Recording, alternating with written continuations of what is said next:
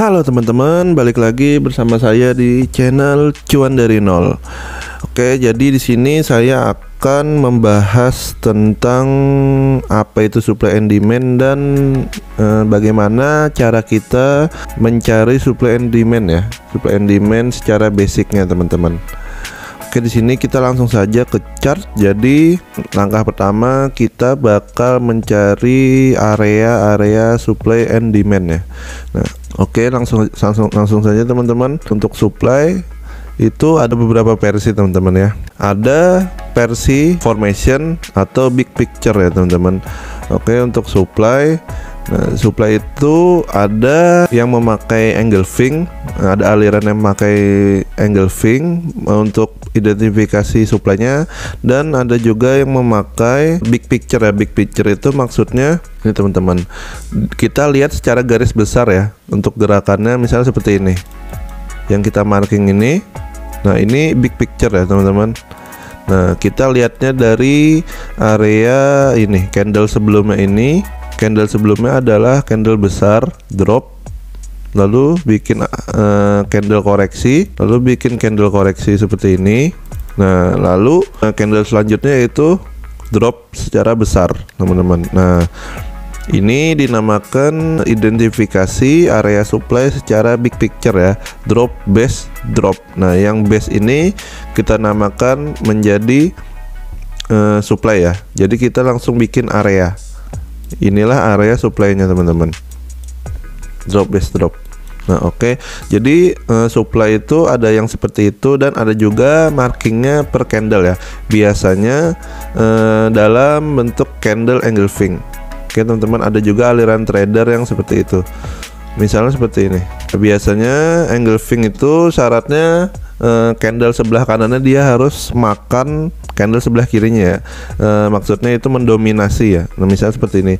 Dan tidak harus sempurna juga teman-teman ya. Misalnya seperti ini. Nah, ini kan ada candle sebelah kanannya lebih dominan ya, kuncinya itu lebih dominan dibanding sebelah kirinya. Nah, ini dinamakan area supply ya teman-teman, area supply. Nah, seperti supply and demand pada basicnya, ketika ada supply kita di situ nge-sell, ketika ada demand di situ kita nge-buy.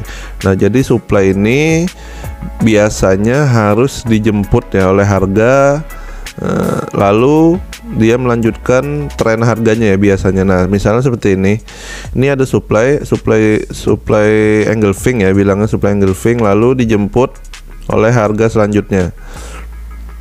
Nah, ini teman-teman dinamakan supply secara formation ya. Kita markingnya secara candle ya, per candle. Nah, misalnya seperti ini juga teman-teman. Ini ada area demand. Nah, ini sangat jelas kan engulfingnya yang ini. Di sini ada candle gini, lalu ada Marubozu, yang ini. Semoga jelas teman-teman ya.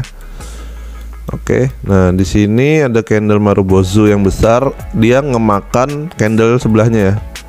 Nih, candle ini dimakan dia. Nah, lalu itu bisa kita marking.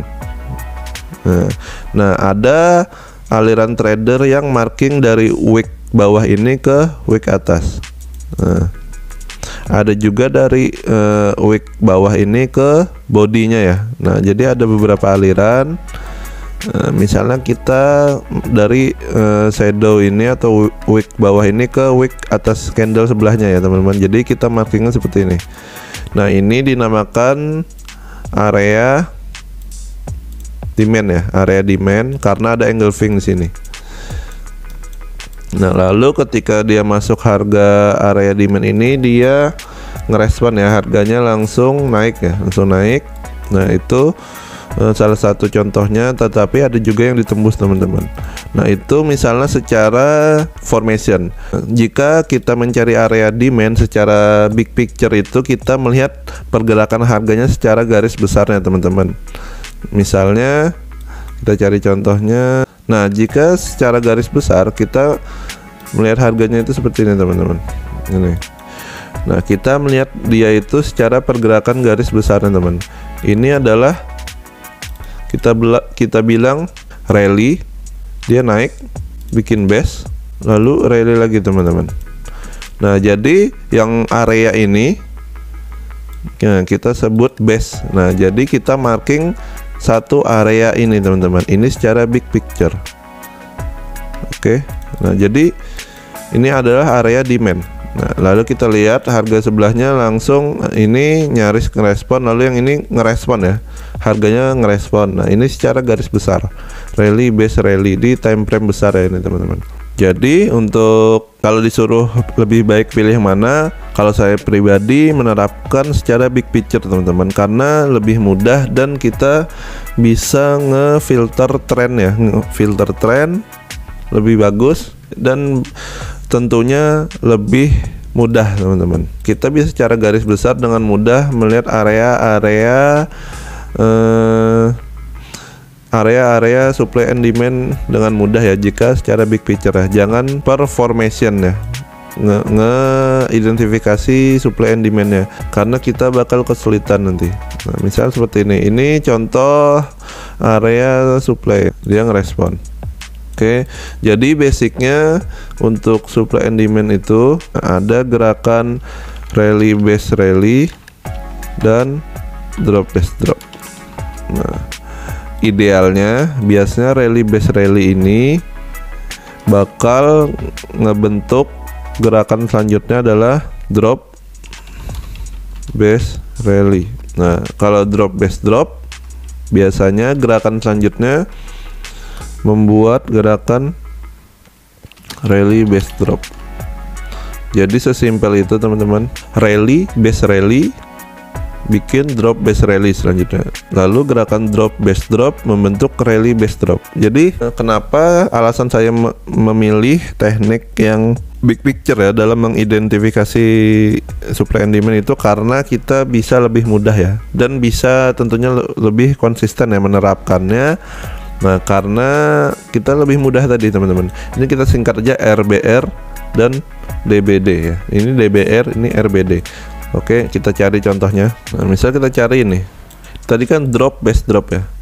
Ini saya lihat ada area area supply. Ini teman-teman ya. Ini supply. Kenapa supply? Karena di sini kita lihat ada gerakan drop ya.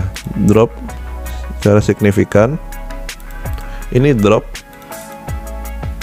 Lalu sini ada base. Lalu sini ada drop lagi teman-teman. Ini ada drop panjang ya. Nih. Jadi drop base drop. Tadi catatan tadi kan setelah drop base drop biasanya ada gerakan rally base drop ya. Nah, rally base drop ini seperti ini teman-teman. Ini nyaris kesentuh ya. Nah, rally ini secara garis besar. Rally bikin base di sini lalu drop. Jadi sesimpel itu teman-teman. Untuk yang contoh lebih mudah bisa kita cari di lain. Nah, ini teman-teman. Kita lihat di sini juga. Di sini ada drop base drop ya. Ini ada drop base drop. Ini teman-teman. Nah, di sini ada drop patokan dropnya itu candlenya itu sangat signifikan seperti ini. Drop base drop, ini besar lagi teman-teman candle ya. Oke. Nah, lalu gerakan selanjutnya adalah rally base drop. Nah, ini lebih simple. Rally dia naik bikin base. Nah, base-nya ini sekalian nyentuh lalu drop. Nah, kita bisa mengambil keuntungan ya dari gerakan ini. Nah, ini kenapa alasan saya memilih mengidentifikasi area supply-nya itu secara big picture ya, tidak secara per candle. Nah, per candle itu sangat sulit teman-teman, karena kita tidak tahu sekarang kita sedang di area market sideways atau lagi market trend ya. Nah, misalnya di sini kita kan asal marking, misalnya ada engulfing sini, tetap ngerespon, tetapi kita tidak tahu secara garis besar dia sedang tren turun atau lagi sideways ya. Kalau lagi sideways sangat berbahaya teman-teman, karena kita tidak tahu di area extreme low atau extreme high-nya ya. Kita lebih baik trade di market yang sedang trending saja ya teman-teman.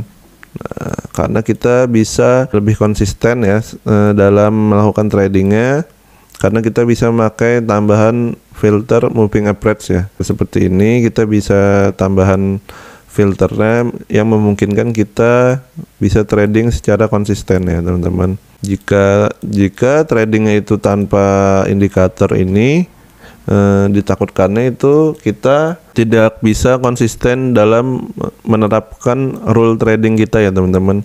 Jadi konsisten action itu sama dengan konsisten hasil juga ya. Nah, jika actionnya konsisten, maka hasilnya juga konsisten teman-teman ya. Di sini dengan syarat teman-teman harus melakukan backtesting dulu ya.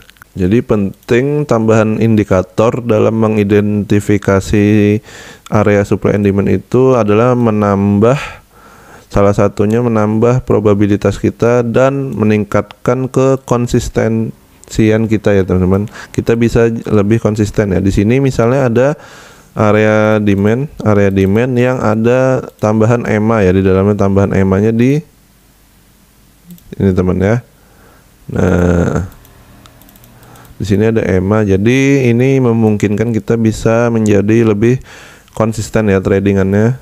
Nah, jika kita tanpa indikator dalam mengidentifikasi supply and demand, kita bakal kesulitan konsisten, yang mana itu akan berpengaruh dengan hasil tradingan kita juga jangka panjang ya teman-teman.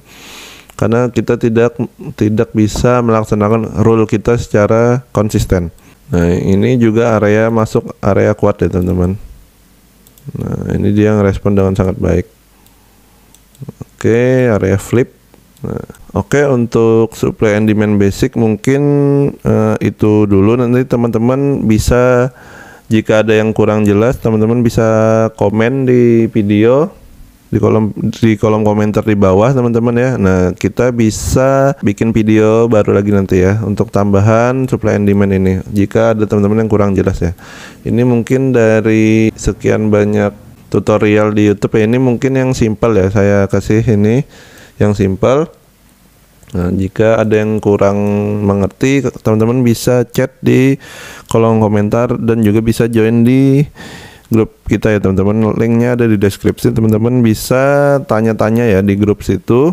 Nah, oke, mungkin itu saja. Jangan lupa like, share, dan subscribe ya teman-teman. Oke, thank you.